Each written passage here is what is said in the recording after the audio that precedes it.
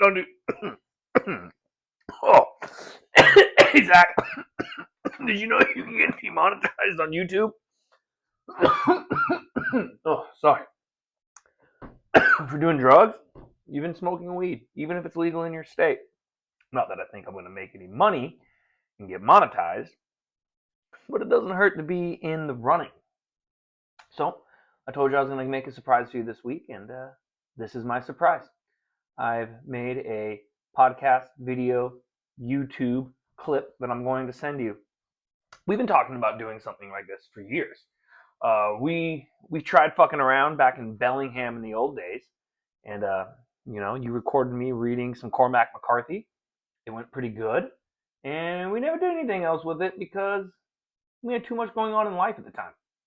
Right now, I also have a ton going on in life, but I have been feeling empty. Not empty. Empty isn't the right word. Unfulfilled. I've been feeling a big part of me that I want to get out of me. I, as you know, read a lot of books just like you. This is the smallest bookshelf in my house. Uh, but why? Why do I consume so much? Why do I constantly need to ingest? There's the obvious reasons to learn, to escape, to see what it's like to think through someone else. But at the end of the day, it's because I want to create and I don't feel like I have consumed enough to create. I'm 36 now. I thought for sure I would have written a book, started a podcast. I've done arts, I've done bands, I've done plays, but I've never felt comfortable creating. I've always felt like I wasn't good enough, you know. I've always felt like there needed to be more that I could learn to be able to get to the point that I feel like, all right, here I am. I'm ready now. Now I feel confident in being a creator. It reminds me a lot of the time when I wanted to be a chef. I had just come back from living abroad in Thailand, and I had gone to my second year as a commercial fisherman in Alaska. And I was back living in Tacoma, sleeping on a cardboard box on the ground till somebody gave me a free children's mattress. And it's not that I couldn't afford a mattress, it's that I didn't care to. What I wanted to do now that I was back was pursue cooking. I'd always been bartending, bar backing, working in bars, but that was more or less because it aligned with my lifestyle. I had either was off season from fishing in Alaska or not traveling or not plumbing. And, I would not wake up till noon. Sometimes that was even early. Most of my shifts didn't start till 4 o'clock. So bartending and cooking really allowed me to live the life I wanted to live, where I knew people at parties, I knew people at bars, I was getting good food, good drugs. It was a great time. But then, I was like, let's see, I would have been 28 at this point, maybe 27, and I was really starting to want to flex my passions. So I thought, what the hell, maybe I'll try being a cook. So I got a job at this restaurant in town. It was one of the best, highest awarded restaurants in Tacoma. Um, had a lot of great reviews. It was the kind of place where you worked and you had sous chefs and head chefs and garde man, whatever that word is in French. That means they make salads and breads. The pantry chef, grill chef, line cook 1, line cook 2, saute. It was a whole brigade style kitchen, and I was at the bottom. I wasn't a dishwasher, but I was doing a lot of prep cooking. I was making the Caesar salads. I was deep frying things. I wasn't flexing my culinary skills, and I wanted to see if I could go for this. If this could be my shot. And what I learned after being there was these people were fucking stupid. They just had more money than me, and it really was one of the first times where I realized, to that point, I always thought anybody who was farther ahead of me is because they knew more. It's because they learned more. It's because they had a solid understanding of something, and it allowed them to rise to this high place. You know, it was the same kind of idealism I had about religion that I lost when I was in high school, and so many other things. And then I realized after working in this kitchen for a few months, and it was one of the places where we changed our menu every season, so every 3 or 4 months. And the owner had just gone to Thailand, and he comes back and he's like, "Okay, the whole new menu this season is going to be all based on Southeast Asia." And like, his ideas were terrible. His ideas were dog shit. I mean, I had just lived in Thailand for 3 months, blacking out. Like, and even I knew that this was like, it was just not great. The only difference between me and this guy was that I knew more and he owned a restaurant. So that's kind of the same conclusion I've come to now, almost a decade later. Is if I want to achieve these great things and I want to create stuff, I just got to start doing it. I just have to do it. I have to get the reps in, the trial of miles. When training for an ultra marathon, the most important thing is your weekly miles. It doesn't matter if you're fast or you're slow, but that you're just getting the reps in, that you put on your shoes and you go out and you run and you get some miles in. So, if I want to start creating things, which is what I think I need to do to fill this this spiritual battle I have inside, I just have to start doing it. And it feels so cringy. You can go back and look at the other video I have on this channel. There's only one other one. I posted it a couple days ago, and it's terrible. I watched it. It's not good, and I didn't know what to say, and it felt so awkward. I was walking on the trail by my house, and at one point somebody started coming, and I like turned it off. And then the whole video I posted was when I started the video back up, because the most like embarrassing thing I could think of was that somebody was going to see me out here walking through the woods, talking to my phone like I'm somebody important.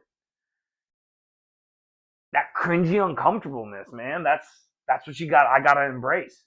I need to push myself to feel that. And I've done that in so many other aspects of life.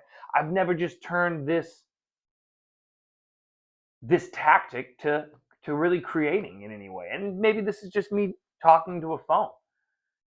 Maybe you'll listen to it, maybe you won't, maybe no one else will.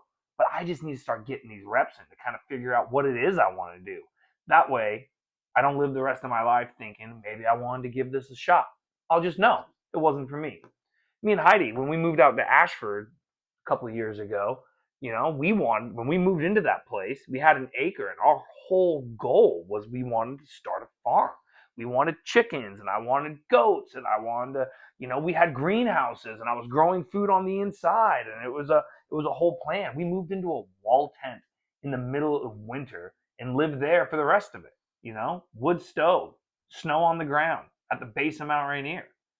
And after all of that, after that entire experience, I realized that's not what I wanted to do. And that's a narrative I've been telling myself for like 13 years at that point. And it is what I want to do, one day. But what it made me realize is the time commitment. If I wanted to create an intentional community of people living on a farm and growing food and selling it to local restaurants and farmers markets and making our own jams and chicken eggs and fermented goods, I mean, I can do all that. I do it in my own hobbies. But to do it like that, I would be chained to it. There's a sliding scale between, freedom of movement and the commitment of having a farm. And I realized I want to find myself on the freedom side of that scale. We had like, I don't know, before the Bobcat, we had up like well over 40 chickens, I think. Maybe 38. There's a number somewhere around there. It's been a while. I can't quite recall. But they all got their ass eaten by frickin' bobcats. So that was a wild experience. And, we moved since then, and I figured out I don't want to do that at this point in my life. What's more important for this point in my life is to build some type of wealth, and a wealth that's going to allow me to have freedom. Like, I'm in the process of buying my family's plumbing company, which right off the bat sounds like complete contrary of everything I just said. But um, I also think that the quickest path through is going to be through. The old saying. I don't know. The quickest way around any problem. It's not over. It's not under. It's not around. It's straight through it. So I think going in all the way is going to be the answer. And I see how my parents have been chained to the business. How it's not a lot. I mean, they've had a great life and plenty of freedom, but not the kind of freedom that I want. They're an owner operator. I want to be an owner, which means I'm going to have to put in a lot of work to build up an operator. So, you know, those are the next steps. Those are things I'm looking at. I've been getting up at 4 a.m. I make my own hours. I can get up whenever, but the guys get to the shop at 5:30, and I think it's really important that if I want to create a positive workplace culture, that I have to lead with that example of being there when they're there. I want them to feel that I'm a part of the business because so far, I mean, for the first 2 years, I just worked from home out in Ashford. I didn't go to the shop. They didn't see me for fuck. I probably didn't see Jake for over a year. When I was working here, there was just no reason to. Everything I do is going out to job sites, bidding the job, sitting behind a computer. You know, it's from the time I go and look at a job to the time that it gets submitted to the general contractor. They've gone through all the different plumbing companies to see who they want. They award it to me. We get permits pulled, ordering, and the guys get out there. I mean, that could be anywhere from a couple weeks to months to a year. It all is just the variant. But I think me being at the shop at 5:30 in the morning when they get there lately I think it's going to help build the kind of workplace culture and environment that I want to see here moving forward. I don't want it to feel like we're all just separate entities bumping around. I want it to feel like a whole, cohesive. I mean, like you would on any good team. You don't want to see a baseball team where each fucking entity, yeah, sure, you're a different position, but you need to be cohesive. You need to flow together. It's the same fucking thing that makes nationalism look so sexy to so many people. And I've grown up always being like, fuck fascists, fuck nationalism, this white agenda. But now I hear people who are nationalists talk about things and I see it in a different way. Now, I'm not saying I'm a nationalist, but I'm also saying that having pride in your nation builds a cohesive culture. And anywhere in nature, in any sports team, in any animal, whenever you have full cooperation, that's when you can achieve great things. I mean, one of the hardest reasons that British colonies always fell apart was because they were an amalgamation of so many different people, so many different cultures, so many different places, all brought together because of the British. And that infighting is what allowed them to stay in control for so long. I mean, I don't know if that's a fact, but it just makes a lot of sense to me. Um, yeah. So, I gotta get up at 4 a.m. then to get to work at 5:30. And the cool part about that is, in an ideal world, I'm done with work at 1:30. I mean, there was a while there where I've been going into the shop to work because I got an office there. It's nice. I like it. But I wasn't showing up till 9 a.m. Sure, I'd get up early still, but I would go to the YMCA before I go to work. Now I go after. And I tell you, I like my workouts like that way more now. There's not this like, okay, I gotta fucking, all right, then you gotta get going, then I gotta go. All right, cool. Now it's like I'm there and I'm like, I can take my time, which I really like to do. I like to work out without breaking the sweat. I mean, maybe if I'm lifting weights, but like I'm not fucking. Ever since I hurt my hip, I haven't been running. I mean, you knew, man. Fucking 2022, I ran over 2,500 miles that year. 2023, I was over 2,000 miles, and I hurt my hip. Running was such a huge part of my life, and now ever since I tore the labrum in my hip, I'm scared of it. I don't have a direct reason or thing that I can put my finger on as to why my hip got hurt, other than it was this mix of all these things and how rough running was on my body. You know, I was still had a big belly. I was eating tons of food. Like I was burning a lot of calories, but I was also eating a lot of calories because they're fucking tasty. I mean, sometimes I'd go on runs and I would eat 3 cheeseburgers while out running. I mean, that's normal. I'm doing like 30 fucking miles. But somewhere in there, something wasn't right. And I fucked my hip up. And man, that was a miserable, miserable fucking experience. So I don't run at all now. And I'm sure I could run. I'm sure I could run and it wouldn't hurt. But like, there's still this thing in the back of my mind that it just doesn't sound good. I don't, I kind of miss it sometimes, but I don't know. Not enough to go back out and start doing it again. I've been fucking hiking with like not a rucksack, but with my cousin when he moved out of the house I moved into. Or I guess not my cousin, my brother-in-law. Fucking, he left his bulletproof vest that's heavy as fuck, and so I've just been doing hikes with that on. But I also don't want to be that guy like out on a public trail, just like hiking in a bulletproof vest, like, sup, bro? I don't know. It just seems wrong to me. So I've been wearing a hoodie over it, and the hoodie just makes me look lumpy, like I'm some kind of black Pillsbury doughboy, but like boxier. Whatever. I'm fucking sweating my ass off doing it though, so that's tight. Girls have been doing wrestling. Signed them up. I think this will be the third week coming up. They do it 3 nights a week for, 3 nights a week for 2 hours. Fucking brutal. I'm stoked for them. So stoked. I mean, I didn't start wrestling until I was a junior in high school. Yeah, until I was a junior in high school. And it was like, it changed my life. It was one of the best things I ever did to myself. And it makes me so happy that they can learn these same experiences at such a younger age.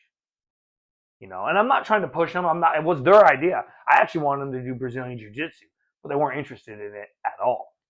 But the fucking neighbor kid that is just cool as hell. So there's over here is an 8-year-old boy who lives with I guess technically it's his grandparents' house, but that's where he catches the bus every day and comes every night. And then his mom comes and picks him up.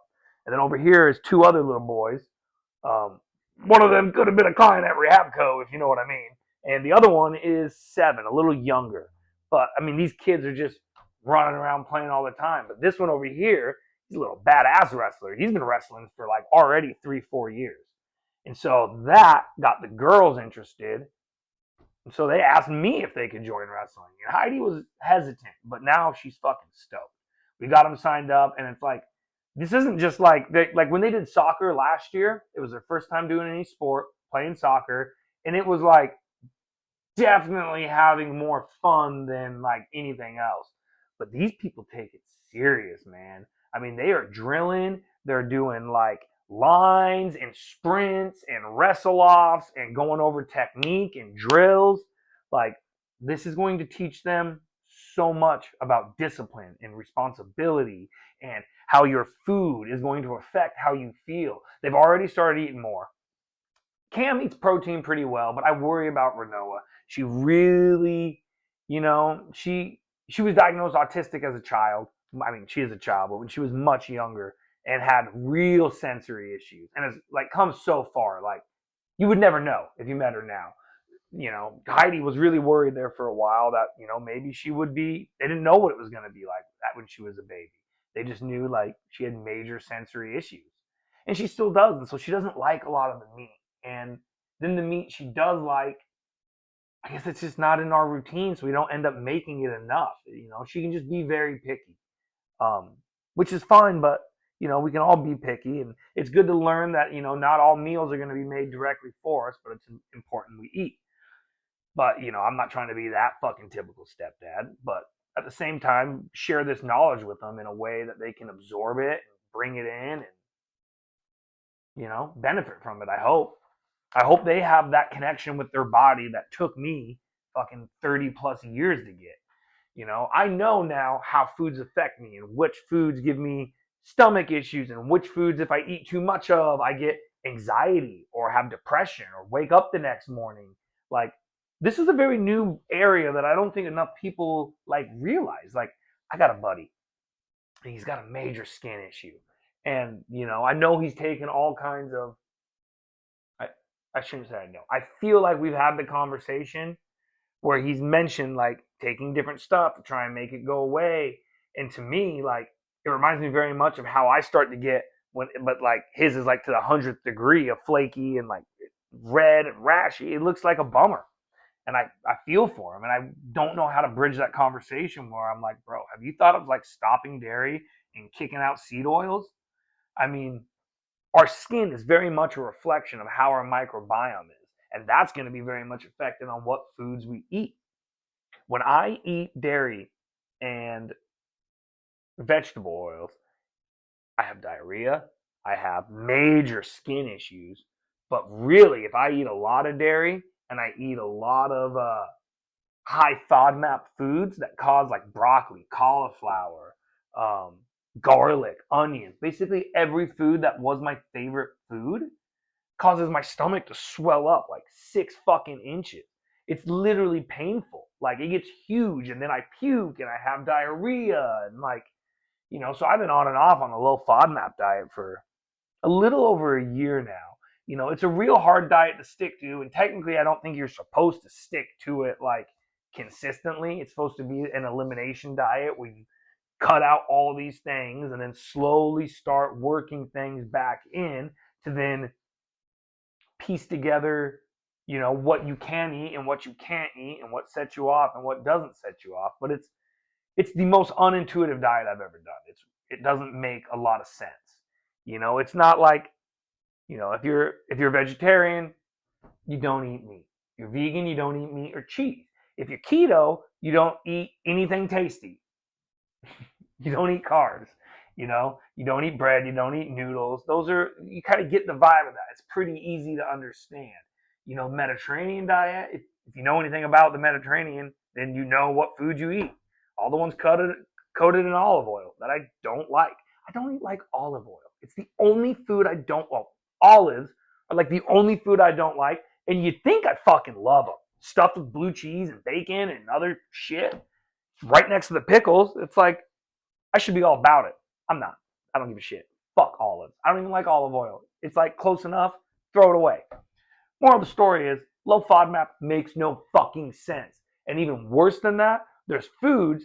If you type into like AI, Grok, or Chat GBT, ask it any fucking food, and it's gonna say every single food isn't high FODMAP. Well, almost all of them aren't high FODMAP because it's not based on what you're eating, but the portion size of what you're eating as well. I can have a little bit of green beans and it doesn't fuck me up. And then I can have a little bit more of canned green beans and that won't fuck me up. I mean, not at the same time, but like in separate meals. But if I have a lot of green beans, fucked up stomach. And how weird is it that just like raw green beans, cooked green beans are one thing, and then you got to consider canned green beans from the store completely different because of the high temperature that it's cooked at. One of the fermentable sugars that are in it that causes my GI issues fucking goes away or is less, not as prominent. So it's just not intuitive. I can eat bell peppers, but I can't eat garlic. I can't have onions, broccoli, cauliflower, but I could have, you know, Swiss cheese, but I can't have any other cheese because Swiss cheese, if it's real Swiss cheese, is lactose free.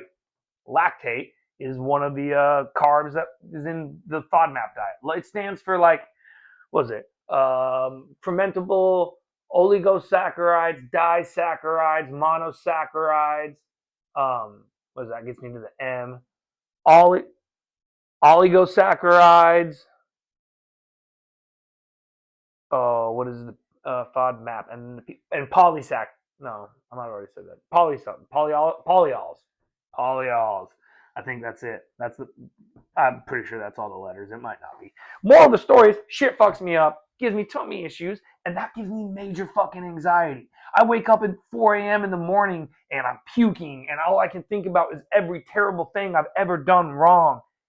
And when I don't eat those foods, and I go to bed and I don't smoke weed, because weed, I found out, also like will slow down the motility of your gut motility. So basically, I would eat all these foods that are super bad for me, do a bunch of fucking dabs, and then go to bed, and it wouldn't digest or process. And I wake up at 4 in the morning with nothing but bad thoughts and fucking anxiety crammed into my stomach. And then I puke and I cry and I have a terrible time. And then I go to work and I'm supposed to like want to work out and do things and fucking live a full life. And like, bro, I was feeling rough. And I think that's all because of when I hurt my fucking hip. I think I was lactose intolerant for a long time. But I think when I hurt my fucking hip, that really fucking sent things over. I mean, I couldn't sit down like this. It hurt so bad. And I was just, fuck. I went through an entire like 400 pill bottle of ibuprofen or Advil, Elite, something, one of those fucking non-steroidal anti-inflammatories, NSAIDs, in like a fucking month and a half. Man, I was just in constant pain. And I think that was like nuclear bombs to my digestive tract. And so it's been fucking 2.5 years now of me trying to fucking build that shit back. And how I feel is so tied into that. And to bring it all the way back around to wrestling, it took me 30 plus years to figure out how food affects my body. And this is something I think that I'm able to teach them now, and that they're understanding. And like, oh my God, like the other day, like literally, Cam not so much, but if Noah eats Red 40, she goes fucking off. She is snappy and mean and just like crazy. And she recognizes it now. Now, when there's been times where like, because we don't tell her what she can and can't eat. I won't be like, yo, you can't have that fucking sucker. Now, I get this is kind of like, because I'm telling her that like, yo, that sucker with red dye 40 is going to make you in a bad mood. So why would she want it? And that maybe, I don't know how like widely accepted by everybody it is that red 40 causes anger issues. Like, I know I believe that, and I know it's one of those things said, but I also believe that like vegetable oils fuck people up. Or at least me personally, it fucks me up in a lot of ways. And there's a lot of people that swear that it doesn't do anything and it's fine and it's healthy. And so I don't know like where on the spectrum red 40 falls into that. If it's something that's widely accepted and known to be bad, or if it's going to be like hated by the liberal left for being, make America healthy again. I don't know. But I notice a big difference. And Renault does too now. Oh, maybe I shouldn't use people's names. I don't know. I'll have to think about that. Moral of the story is she sees how it affects her. Did I plant that thought in her head? Am I brainwashing her? Or is it a real thing? It's a real thing. Yeah, man. So now that they're wrestling, they see like, oh my God, these other girls, some of these other girls are like the same age as them or younger, and they're already like, not like a bro, like built, but like, our girls are tiny. They're little sticks. They don't have any muscle mass. These other girls already have muscle mass that they're wrestling with and are fucking slamming them down to the ground. It's definitely the hardest things they've ever done. But so far, 3 weeks in, and they're still loving it. They love the other kids they're with. They love wrestling around. Looks like a blast, and I feel so like on a deep level satisfied and like happy in a way I never would have thought driving a 8 and 9-year-old to wrestling practice would make me. I sit there the whole time on the sidelines. I pay attention. I help them learn. I tell them where I think they need to work on it. It's so fulfilling. It's like that Jimmy Carr fucking short. I think I sent it to you. Maybe today, maybe yesterday. I don't know when. I've seen it a bunch. But it's great. And he just talks about how, he thought he was never going to have kids. I always said I was like, if anything, I wanted to be a dink. Dual income, no kids. I mean, it just made sense. I used to go on these long rants about how like I'm gonna save the planet because of green gas emissions by not having kids. Because what creates more greenhouse gas emissions than children? That's a whole fucking life. That gets into a whole nother topic now about how people who are very anti-human use greenhouse global warming as a reason not to have kids. But as somebody who used to make that same argument, I was a coward. I was a coward.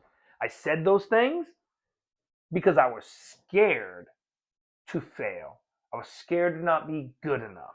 I, at the root of me, I wanted it, but like I wasn't ready to jump with both feet. And I always told myself it's because I'm selfish.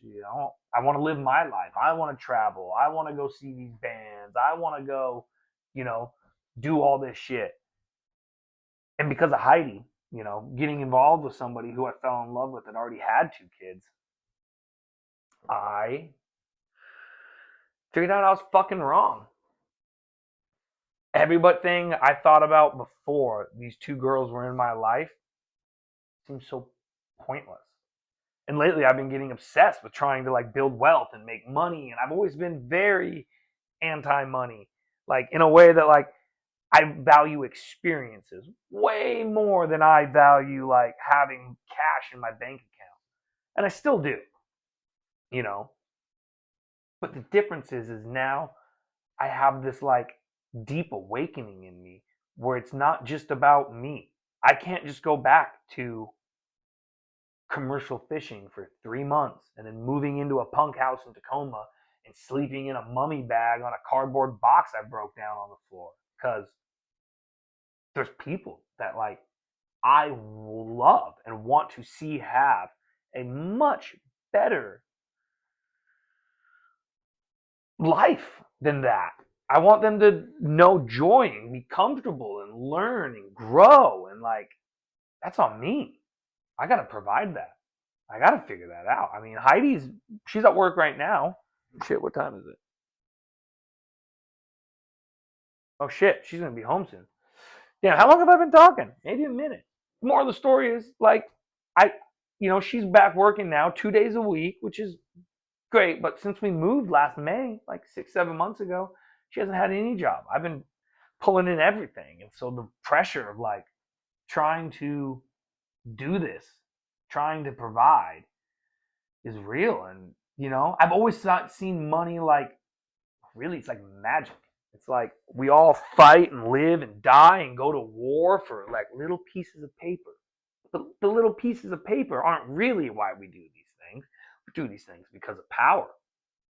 And money is like a talisman or an artifact or some kind of magically imbued object that represents all of these intangible ideas. So, to me, then, as somebody who thinks of themselves as a pretty smart person, I should be able to figure out what it is I need to do to manipulate the world I'm in to have those things. What did Musashi say? To this, what is it? To know the path broadly is to see it in all things. Something like that. That same mentality that took me from being an overweight alcoholic cokehead in my late 20s to running ultra marathons is the same thing I've applied to working at my family business. The same thing I applied to trying to build wealth now, generational wealth, something that really matters, to where we can have freedom to do the things we want to do in a totally different way. And I know I sent you a fucking book a while back all about how to do it. Well, not all, I mean, it's about building wealth. It was The Path to Wealth by J.L. Collins, J.L. Collins, I'm pretty sure. Um, what's his name? Nick from Rehabco gave me a copy of it when I was back in 2020 when I was working with Rome. And man, back then it made a ton of sense. And I wish I would have started investing in that way sooner, because like it doesn't matter if you're making, I know you're making enough money to invest. Maybe not a ton, but anything is better than nothing, man, because it starts the path. It's like you can start as a trickle and it's just going to build and build and build and build. And the sooner you start, the better off you are. I want to open an account for the girls. They're both 8 and 9. We start putting money in a fucking Vanguard Total Index Fund account for them now. Grows 10% every year, compounding interest. They could have major money by the time they fucking graduate high school, turn 18. They could go travel. They could start a business, put a down payment on a house. That kind of shit was never even an idea in my head growing up as a kid. There's something that I never could have thought about. And now I see how, we already have tried to spread that knowledge to them. We took them to what is that town? The Packwood Flea Market a couple of years ago, last year, and we gave them each $20 because it's just like hundreds of vendors in this tiny mountain town selling all kinds of crazy shit. You have no idea what you're gonna find. Knives, furniture, stuffed animal, like anything, clothes. It's a flea market, bro. And we gave them each $20, and we were like, this is going to be great. We're going to teach them how to ration their money. They're going to go out there, and if they blow it all at the first place, they're done. That's it. So if they want to be able to make it last and have money to get the thing they really want, don't spend it all right away. We'll go around and see stuff. This plan fucking backfired. I mean, sure, they may have learned a bit of that, but a flea market, you haggle everything. And so I let them know that they could haggle with the price.